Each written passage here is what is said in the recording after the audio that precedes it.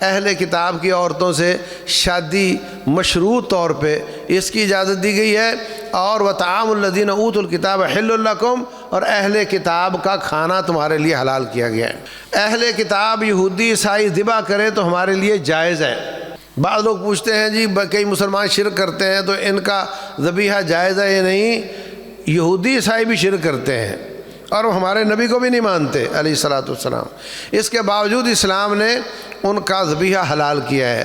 اللہ پر ایمان ان کا ہے، بسم اللہ پڑھ کر ذبح کرتے ہیں تو ان کا ذبیحہ حلال ہے۔ اگر آج کا کوئی یہودی یا عیسائی وہ ذبح نہ کرتا ہو، گرم پانی سے مار کر اس کے بعد اس کی کھال اتار لیتا ہو تو وہ حلال نہیں ہے۔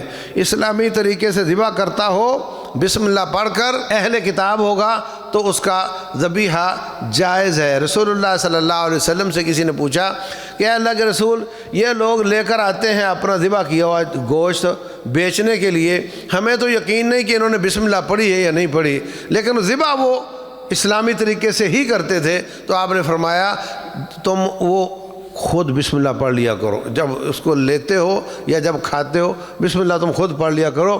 یہ اتنا بڑا مسئلہ نہیں ہے، اصل مسئلہ وہ خون ہے جو حرام ہے، اور وہ ذبح نہ کیا جائے تو جسم کے اندر رہ جاتا ہے، وہ غلط ہے، وہ نکلنا چاہیے۔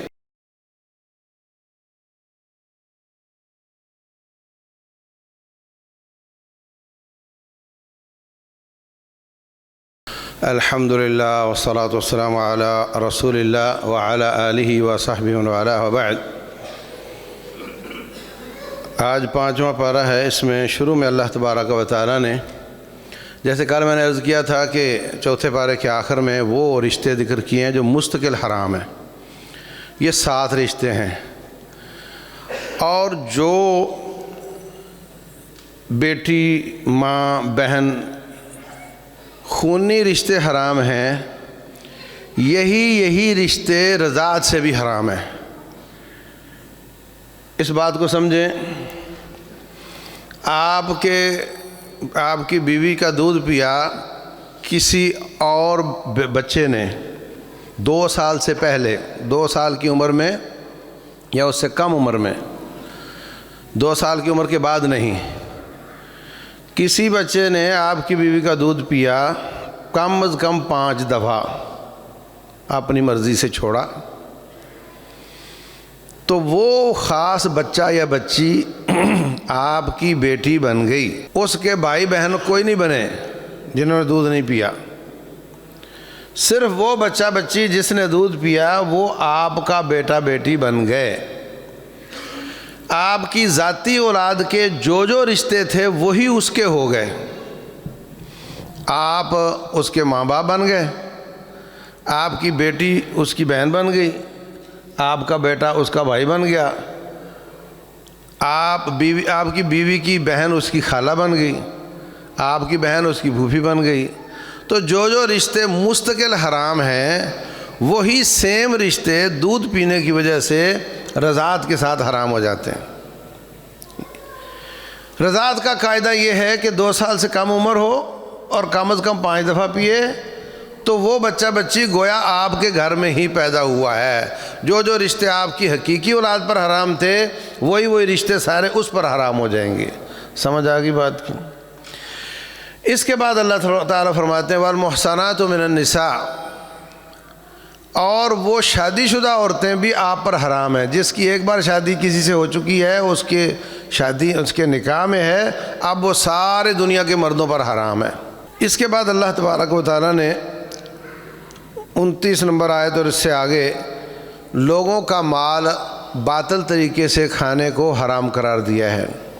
آج صورتحال یہ ہے، رسول اللہ صلی اللہ علیہ وسلم فرماتے ہیں ایک زمانہ آئے گا لوگ اس بات کو سوچیں گے ہی نہیں کہ میں جو کھا رہا ہوں یہ حلال ہے یا حرام ہے، اور قیامت والے دن اللہ کے سامنے جو سوال کیے جائیں گے ان میں ایک سوال یہ ہوگا کہ تم نے کیسے کمایا، اور دوسرا ہوگا کہ تم نے کہاں خرچ کیا۔ تو ہمیں اس کا خیال رکھنا چاہیے۔ 31 نمبر آیت اور اس کے بعد اللہ فرماتے ہیں کہ کبیرہ گناہوں سے بچو، ان تجتنبوا کبائر ما تنہون عنہ نکفر عنکم سیئاتکم۔ کبیرہ گناہ وہ ہوتا ہے جس پر یا سزا مقرر ہو یا دھمکی مقرر ہو. یہ کام کرو گے جہنم میں جاؤ گے، سزا تو نہیں ملی اس کو مگر دھمکی ہے کہ آخرت میں جہنم میں جاؤ گے. تو جس کام پر یا دھمکی ہو یا سزا مقرر ہو، چوری کرو گے تو ہاتھ کٹے گا، سزا ہے، قتل کرو گے تو قتل ہوگا، وہ سارے کبیرہ گناہ ہوتے ہیں. کبیرہ گناہوں کی دو قسمیں ہیں، ایک وہ ہیں جو اللہ تعالیٰ کے حق سے متعلق ہیں اور دوسرے وہ ہیں جو بندوں کے حقوق سے متعلق ہیں. تو یہ جو کبیرہ گناہ ہیں یہ جب تک توبہ نہ کی جائے ان کو چھوڑ کر اللہ معاف نہیں کرتا. لیکن جو صغیرہ گناہ ہیں وہ وضو کرنے سے معاف ہو جاتے ہیں، وہ نماز پڑھنے سے معاف ہو جاتے ہیں، اور وہ جو یہ جملہ بولے گا اللہ اس کے پچھلے سارے گناہ معاف کر دے گا، استغفر اللہ الذی لا الہ الا هو الحی القیوم واتوب الیہ پڑھے گا، اس کے پچھلے سارے گناہ معاف ہو جائیں گے. اور ہر پیر اور ہر جمعرات کو اللہ تعالیٰ ویسے ہی پچھلے سارے گناہ معاف کر دیتا ہے، مسلم شریف کی حدیث ہے. لیکن جو کبیرہ گناہ ہیں جیسے قتل ہے، جیسے جھوٹی قسم ہے، جیسے شرک ہے، جیسے کفر ہے، جیسے نفاق ہے، یہ جب تک توبہ نہ کی جائے اس وقت تک معاف نہیں ہوتے. 37 سے 39 نمبر آیت میں اللہ تبارک و تعالی ریاکاری اور بخل سے منع کرتا ہے. ریاکاری یہ ہے کہ آپ رب کے لیے عبادت کرو مگر نیت یہ ہو کہ لوگ دیکھیں اور لوگوں سے آپ کو ستائش ملے. اور جو بخل ہے وہ یہ ہے کہ آپ کا دل سخی نہ ہو اور آپ سخاوت نہ کریں، آپ اللہ تعالیٰ کے راستے میں خرچ نہ کریں. یہ دونوں بہت بڑی بڑی بیماریاں ہیں. حضرت ابوبکر صدیق رضی اللہ عنہ صحیح بخاری میں فرماتے ہیں کہ ایو دائن ادوا من البخل، کون سی بیماری ہے جو بخل سے بڑی ہے؟ بخل بہت بڑی بیماری ہے، دل کا انسان کو سخی ہونا چاہیے. اس کے بعد اللہ تعالیٰ نے جہاد و قتال کی آیات نازل کی ہیں. 77 نمبر سے لے کر 93 نمبر تک یہ جہاد اور قتال کے بارے میں اس میں تحریض اور رغبت دلائی گئی ہے، اور میدان معرکہ میں ڈٹ جانے کا حکم دیا گیا ہے. اور اس میں جو منافقین جاتے نہیں جہاد پر ان کی مذمت بیان کی گئی ہے. جب صحابہ اکرام شہید ہو گئے احد میں تو کہتے تھے اب دیکھا، ہم کہتے تھے نا نہیں لڑو، وہ کہتے تھے مدینہ میں رہ کر لڑو. مخلص صحابہ اکرام کہتے تھے باہر نکل کر لڑنا ہے. احد 3 گھنٹے کی واک ہے مدینہ منورہ سے، وہ کہتے تھے باہر نکل کر لڑنا، یہ کہتے تھے اندر بیٹھ کر لڑنا ہے. تو ان کی مانی گئی. اب یہ واپس آ گئے، 1000 میں سے 300 منافق واپس آ گئے. اور اب جو نقصان ہوا جہاد فی سبیل اللہ میں 70 صحابہ شہید ہو گئے، 70 جو تھے وہ زخمی ہو گئے.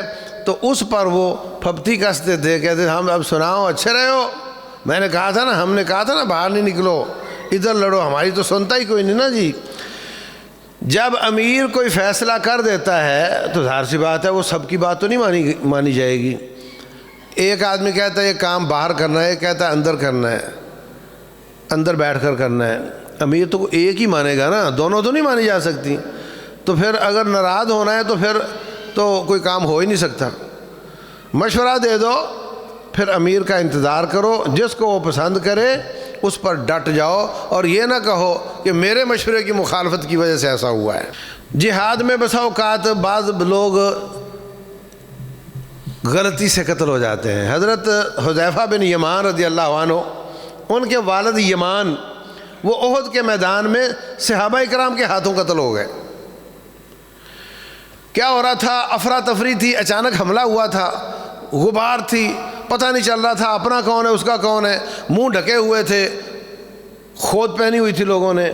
تو حذیفہ کے والد یمان رضی اللہ عنہ وہ مسلمانوں کے ہاتھوں شہید ہوئے. وہ کہتے میں شور کرتا رہا میرا والد ہے میرا والد ہے، پر وہاں تلواریں ٹکرا رہی تھی ڈھالوں کے ساتھ، اور اتنا شور تھا کہ کسی نے میری آواز نہیں سنی، اور وہ قتل ہو گئے وہاں پہ. تو اللہ تبارک و تعالیٰ نے قتل خطا کی، یہ جو مارکے میں جاتا ہے اس کا حکم تو الگ ہے. روٹین میں کوئی کسی کو غلطی سے قتل کر دے تو 2 مہینے مسلسل روزے رکھے اور 100 اونٹ دیت دے اس کے گھر والوں کو، اور اگر قتل عمد ہو، جان بوجھ کر قتل کیا گیا ہو مگر اس کے گھر والے دیت پر آ جائیں تو بھی 2 مہینے کے قاتل جو ہے 2 مہینے کے مسلسل روزے رکھے اور ساتھ دیت دے، کیونکہ وہ دیت پر راضی ہو چکے ہیں۔ اگر راضی نہ ہو تو پھر قصاص ہوتا ہے۔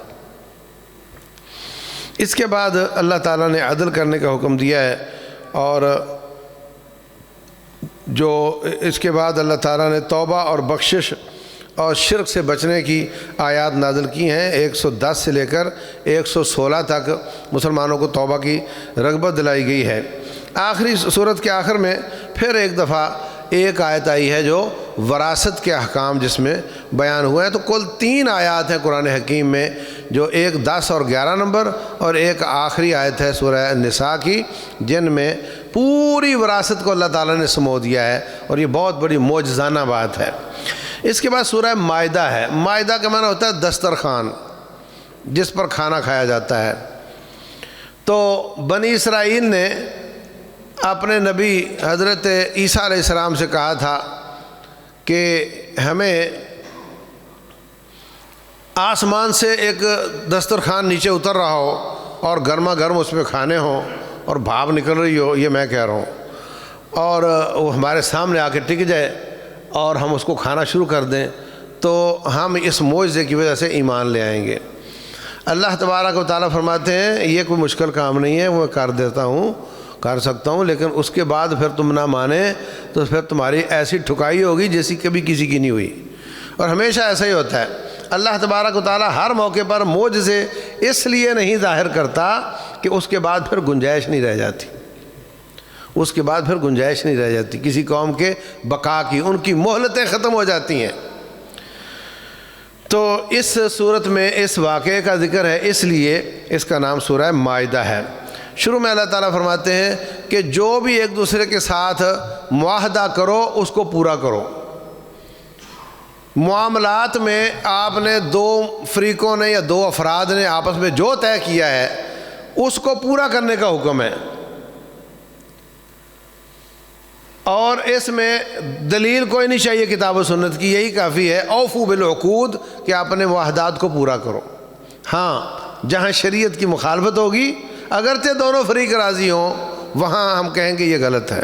سود کا معاملہ ہے، ایک آدمی پیسے لیتا ہے، دوسرا دیتا ہے، اور وہ کہتا ہے میں سود اتنا دوں گا، دونوں راضی ہیں مگر اسلام راضی نہیں ہے، رب اس پہ راضی نہیں ہے، وہاں اسلام مداخلت کرتا ہے۔ جہاں دھوکہ نہ ہو، فراڈ نہ ہو، سود نہ ہو، وہاں اسلام خاموش ہے، آپ معاہدہ کرو، اور اسلام کہتا ہے اس کو پورا کرو۔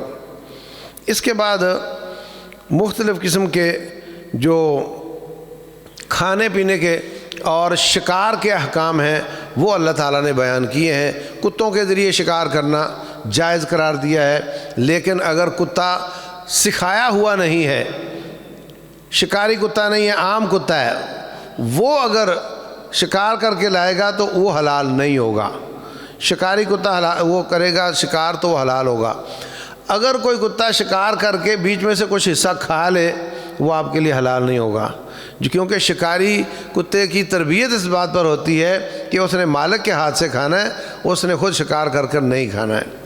اور اگر آپ نے بسم اللہ پڑھ کر اس کو چھوڑا ہے اور وہ اس نے شکار پکڑا اور وہ اس نے زبردستی گلے سے پکڑ لیا اور وہ مر گیا ہے تو وہ حلال ہے، کیونکہ آپ نے بسم اللہ پڑھ کر چھوڑا تھا۔ اور اگر ابھی تک وہ تڑپ رہا ہے تو پھر آپ بسم اللہ پڑھ کے اس کو ذبح کریں۔ اگر 2 کتے 3 کتے گئے ہیں اور شکار پکڑ کر لائے ہیں، واپسی پہ آئے تو 4 تھے، کوئی اور شامل ہو گیا، اگر تو پتہ ہو کس کا کتا ہے، شکاری ہے یا نہیں ہے، پھر تو آپ اگر شکاری ہے تو کھا سکتے ہیں۔ اگر ان میں ایک کتا ایسا ہے جو شکاری نہیں تو پھر آپ اس جانور کو نہیں کھا سکتے۔ یہ احکام ہیں۔ اور یہ کہ والمحصنات من النساء والمحصنات من الذین اوتوا الکتاب، اہل کتاب کی عورتوں سے شادی مشروط طور پہ اس کی اجازت دی گئی ہے، اور وطعام الذین اوتوا الکتاب حل لکم، اور اہل کتاب کا کھانا تمہارے لیے حلال کیا گیا ہے۔ اہل کتاب یہودی عیسائی ذبح کرے تو ہمارے لیے جائز ہے، بعض لوگ پوچھتے ہیں جی کئی مسلمان شرک کرتے ہیں تو ان کا ذبیحہ جائز ہے یا نہیں؟ یہودی عیسائی بھی شرک کرتے ہیں اور وہ ہمارے نبی کو بھی نہیں مانتے علیہ الصلاۃ والسلام، اس کے باوجود اسلام نے ان کا ذبیحہ حلال کیا ہے۔ اللہ پر ایمان ان کا ہے، بسم اللہ پڑھ کر ذبح کرتے ہیں تو ان کا ذبیحہ حلال ہے۔ اگر آج کا کوئی یہودی یا عیسائی وہ ذبح نہ کرتا ہو، گرم پانی سے مار کر اس کے بعد اس کی کھال اتار لیتا ہو تو وہ حلال نہیں ہے۔ اسلامی طریقے سے ذبح کرتا ہو، بسم اللہ پڑھ کر، اہل کتاب ہوگا تو اس کا ذبیحہ جائز ہے۔ رسول اللہ صلی اللہ علیہ وسلم سے کسی نے پوچھا کہ اے اللہ کے رسول، یہ لوگ لے کر آتے ہیں اپنا ذبح کیا ہوا گوشت بیچنے کے لیے، ہمیں تو یقین نہیں کہ انہوں نے بسم اللہ پڑھی ہے یا نہیں پڑھی، لیکن ذبح وہ اسلامی طریقے سے ہی کرتے تھے۔ تو آپ نے فرمایا تم وہ خود بسم اللہ پڑھ لیا کرو، جب اس کو لیتے ہو یا جب کھاتے ہو بسم اللہ تم خود پڑھ لیا کرو۔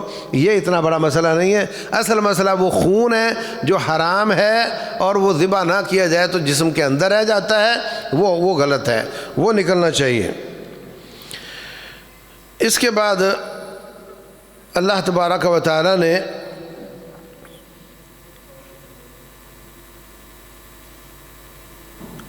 کچھ اور احکام اس کے جو جانوروں کے، اگر آپ نے گولی چلائی ہے بسم اللہ پڑھ کر اور وہ مر گیا ہے تو آپ کے لیے حلال ہے، اور اگر اس کو 2 تیر لگے ہوئے تھے، جانور کو آپ نے بسم اللہ پڑھ کر تیر مارا اور بعد میں اس کے پیچھے گئے، وہ مر چکا تھا اور تیر اس کو 2 لگے ہوئے تھے، تو آپ نہیں کھا سکتے، اس لیے کہ ہو سکتا ہے وہ اس کے تیر سے مرا ہو اور ہو سکتا ہے اس نے بسم اللہ نہ پڑھی ہو۔